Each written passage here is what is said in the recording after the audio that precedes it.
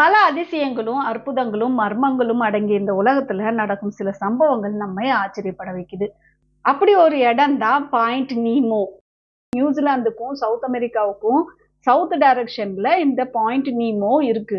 இந்த இடத்தோட நியரஸ்ட் லேண்டுக்கு போகணும் அப்படின்னா சுமார் 2688 கிலோமீட்டர்ஸ் தூரம் போகணும்.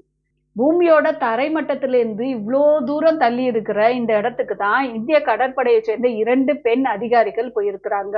சாகர் பரிக்ரமா 2 அப்படிங்கிற திட்டத்தின் கீழ் இந்திய கடற்படையை சேர்ந்த லெப்டினன்ட் கமாண்டர்கள் ரூபா, தில்னா உலக சுற்றி வருவதற்காக தேர்வு செய்யப்பட்டாங்க.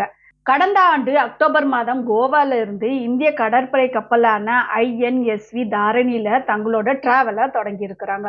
ரூபா புதுச்சேரியை சேர்ந்தவங்க, தில்னா கேரள மாநிலம் கோழிக்கோட்டு பொண்ணு.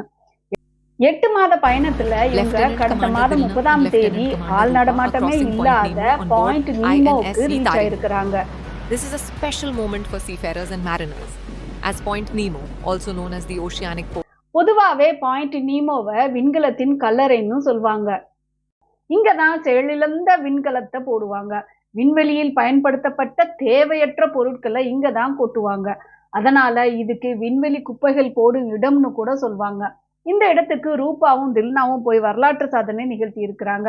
கடலுக்கு அடியில இருக்கும் குப்பைகளை வீடியோ எடுத்து அனுப்பி இருக்கிறாங்க. இந்திய கடற்படையில இது ஒரு மைல்கல். The area's lack of nutrients and upwelling results in relatively low marine biodiversity.